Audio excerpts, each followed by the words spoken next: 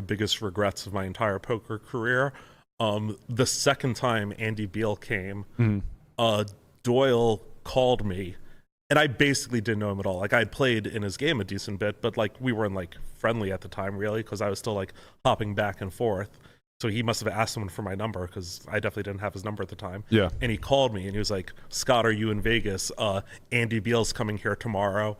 There's no one like really around right now. Do you want to play him?" Oh, wow. And I was in Australia for the January Aussie tournament, with the Aussie Millions. Million. And I was like, no. He's like, can you get here in like 12 hours? I was like, literally no. Like, planes don't go that fast.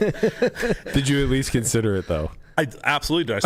I started looking at flights and trying to see what I could do. Like, could I be there in 16? Yeah.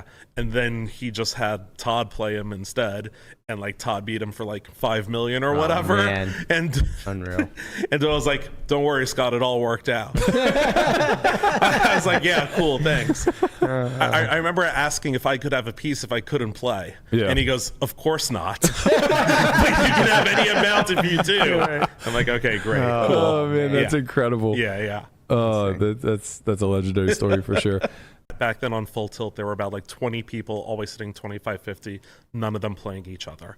I took a few weeks. I would watch them all play, and I made an ordered list of who I thought was best to worst just from watching them play.